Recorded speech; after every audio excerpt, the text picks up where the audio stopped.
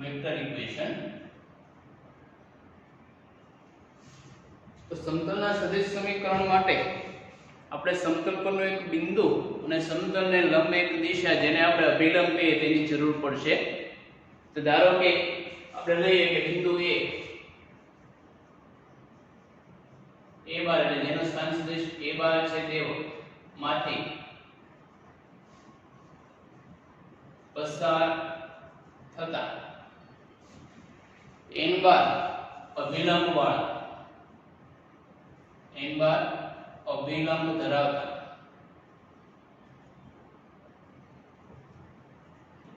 સદિશ ધરાવતા સમતલનું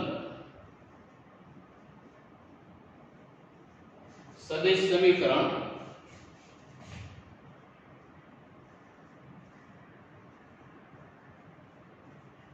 થશે r bar dot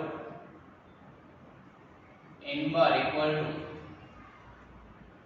a bar dot n bar. r સાથે n ડોટ a સાથે n ડોટ. હવે આનું કાર્ટેશિયનમાં કન્વર્ટ કરવું હોય તો કઈ રીતે થાય? સિમ્પલ આકૃતિ દોરો તો આ રીતે થાય. ધારો કે કોઈ સમતલ લઈ લીધેલો હોય આપણે, આ કોઈ સમતલ છે, આ એના પરનું કોઈ બિંદુ a બાર છે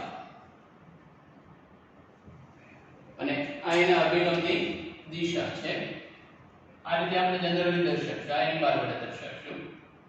તો a બાર n બાર, તો r bar dot n bar equal to a bar dot n બાર થશે. તો આ સમતલ થઈ ગયું, એના પરનું કોઈ બિંદુ એને લંબ દિશા. તો આ સમતલનું સદિશ સમીકરણ છે ને કાર્ટેશિયનમાં કન્વર્ટ કરવું અથવા બંને સમીકરણો સરખા જ છે ખબર કેમ પડે? તો સિમ્પલી r બાર બરાબર xi yj zk અથવા r બારને સ્થાન સદિશ સ્વરૂપે તમે r બાર x y z લઈ લઈએ. n બાર તરીકે જે અભિલંબ સદિશ આપણે શરૂઆતના સમીકરણમાં લીધે હોય તે a i cap b j cap c cap. a bar તરીકે a બાર બરાબર x1 જે બિંદુ છે x1 i cap y1 j cap z1 k cap લઈએ. લેતા આપણને જે સમીકરણ મળશે તે આ સ્વરૂપે થાય. ઉપરના સમીકરણમાં લખું તો r બાર એટલે xi plus yj plus zk dot n બાર તરીકે ai bj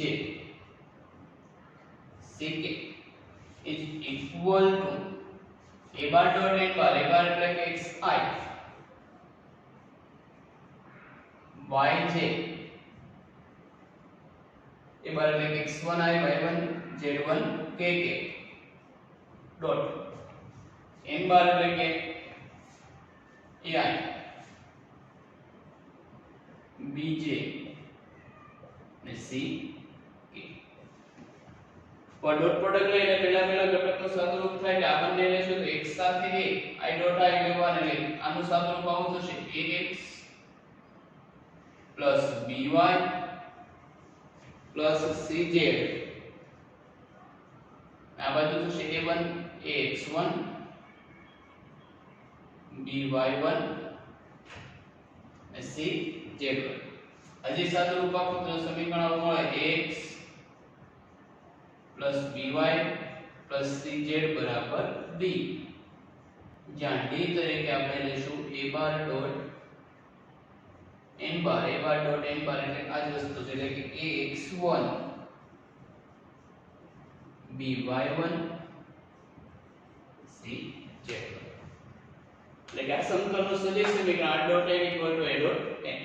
આ એનું કાર્ટેશિયન સદિશ બંને સરખા જ થશે. રકમમાં હંમેશા કાર્ટેશિયન સમીકરણ જ આપેલું છે. એના પરથી સદિશમાં જો કોઈ ઇઝીલી થશે કે આ x y z એટલે r મૂકી દેવાના, a b c એટલે n મૂકી શકાય, a ડોટ d આ જો અલગ અલગ આવ્યા તો લખી શકાય, આની અંદર d એટલે આ બંનેનો ડોટ પ્રોડક્ટનો જે જવાબ હશે તે લખી શકાશે. તો આનું સદિશ સમીકરણ થઈ ગયું. સદિશ કે કાર્તેય ઇન્ટરરિલેશન આ રીતે મળશે. હવે આવશે કે સદિશ સમતલની બહારના બિંદુનું સમતલથી લંબ અંતર. તો સમતલની બહારના બિંદુ ધારો કે A x1 y1 z1 સમતલનું સમીકરણ ધારીએ એટલે હંમેશા કરતી છે ધારવાનું. ધારો કે સમતલ capital P x by cz equal to d થી લંબ અંતર સ્મોલ p હોય તો સ્મોલ k1 અથવા ગમે તે સ્મોલ t રાખીએ.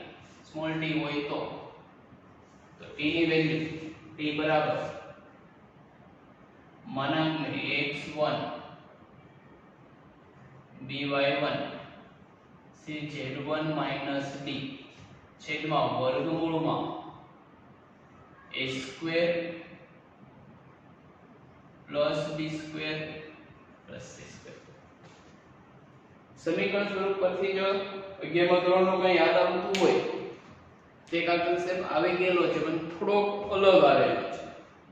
કઈ રીતે? તો રેખાનું બિંદુથી લંબ અંતરનું જે સૂત્ર હતું આ રીતે થતું. જો રેખાનું સમીકરણ સ્ટાન્ડર્ડ સમીકરણ આ રીતે લેતા x by c = 0.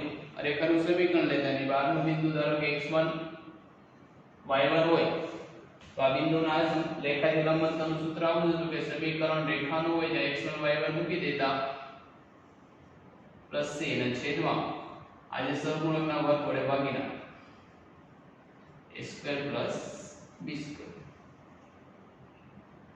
તો બે અર્થ થાય સમતલના સમીકરણમાં શું હતું? x by cz ના આ બાજુ d આવે છે તો અહીંયા પણ c સ્ક્વેર આવશે. તો સમીકરણ એવું થઈ ગયું આ બિંદુ છે x1 y1 z1 નામમાં મૂકી દીધું x1 by1 cz1 d આ બાજુ જોઈને આ બાજુ લખો. મોડ લેવાનું કેમ કે અંતર છે આ સાદુરૂપ કદાચ નેગેટિવ આવે મોડ હશે તો પોઝિટિવ છેદમાં x નો વર્ગ x ના સહગુણકનો વર્ગ y ના સહગુણકનો વર્ગ z ના સહગુણક વર્ગનો વર્ગ. એટલે રેખાનું બિંદુથી લંબ અંતરનું જે સૂત્ર હતું તે જ થશે, કોઈ ફેરફાર નથી. એટલે તમારે આકૃતિ તરીકે સમજવું તો આ રીતે સમજી શકે. ધારો કે કોઈ સમતલ છે કેપિટલ P એની બહારનું બિંદુ છે કોઈ ધારો કે K x1 y1 z1 આનો આનાથી લંબ અંતર એટલે જે અંતર થશે પણ લંબ અંતર આ જે અંતર t થતું હોય એને ગમે તે નામ આપી શકો. આ બિંદુ લંબ બાદ એમ હોય તો અંતર k યાદ છે. સિમ્પલી સમજી લો. ધારો કે કોઈ પોઈન્ટ હોય આ સમતલ લઈને અમારા હાથ છે ત્યાં પોઈન્ટ હોય તો આ જે અંતર છે તે આ સૂત્ર છે. આ જે પોઈન્ટ હશે એનો ત્રિપરિમાણમાં કોઈ સ્થાન સદિશ હશે એ સમતલના સમીકરણમાં મૂકી દેવાનો અને x2 b2 ને c2 સમતલનો જે સહગુણક છે તેના વર્ગ વડે ભાગી નાખવાનો. આ જ કન્સેપ્ટ આધારિત બે સમતલ વચ્ચેનું અંતર પણ મળે સમાંતર સમતલો વચ્ચેનું. અને અંતર શબ્દ આવે એટલે આપણે અગાઉ ડિફાઇન કરેલું લંબ અંતર જ લેવાય, બીજું કંઈ ન રહેવાય. ધારો કે કોઈ એક બિંદુ હોય તો ધારો કે અહીં મારા હાથમાં કોઈ બિંદુ છે તો આ લંબ અંતર લો તો ટૂંકામ ટૂંકું, નહીં તો ત્રાંસુ અંતર તો ઘણા બધા અંતર થશે. પણ અંતર કેવું લેવાશે? હંમેશા પરપેન્ડિક્યુલર ડિસ્ટન્સ એટલે કે લંબ અંતર જ લેવાય. અને આ બીજો કન્સેપ્ટ લઈએ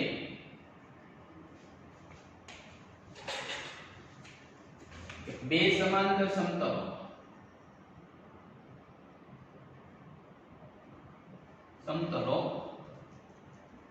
બે પહેલા સમતલનું સમીકરણ ધારો કે P1 કે a1x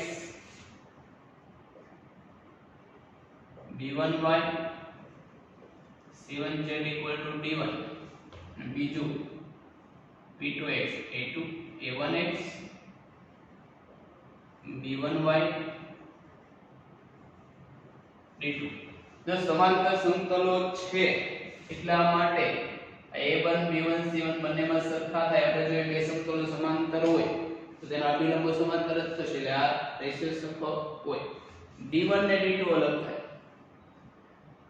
અને d1 ને d2 પણ સરખા જ કરીએ તો શું થાય તો એક જ સમતલ બને નીચેનું ઉપરનું સમીકરણ સરખું થઈ જાય એટલે ફક્ત અચળ પદ અલગ અલગ હશે બાકીનું બધું સરખું. તો વચ્ચેનું લંબન હવે સમતલો સમાંતર સમતલો વચ્ચે લંબ અંતર સ્મોલ k હોય તો k બરાબર તો યાદ કરો કે બે સમાંતર રેખાઓ વચ્ચેનો લંબ અંતરનું સૂત્ર કોઈને યાદ હોય તો ફરી વિચારો કે બે સમાંતર રેખાઓ હોય a1x b1y + c1 = 0 અને a2x a1x + b1y + c' = 0 એટલે બે સમાંતર રેખાઓ ધારો કે પહેલું સમીકરણ a1x b1y + c = 0 અને બીજું a2x b2y તો બે સમાંતર રેખા માટેનું સૂત્ર શું આવે કોઈને યાદ છે?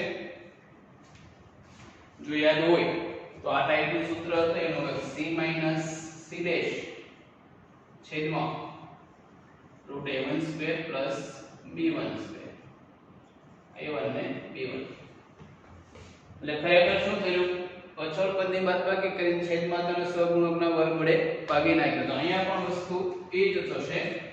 અહીંયા બે અચળ પદ પહેલામાં અચળ પદ d1 છે અને આનું કોન્સ્ટન્ટ ટર્મ d2 છે તો બંને વચ્ચેનું લંબ અંતર માનાંકમાં d1 - d2 છેદમાં આ સહગુણક જે તેના વર્ગોનો સરવાળો કરવાનો a1² b1² અને c1². રેખાના જે બંને સૂત્રો હતા એની જેવા થશે ફક્ત ત્રીજું ડાયમેન્શન ઉમેરાય છે બીજું કોઈ જાજો ફેરફાર થતો નથી.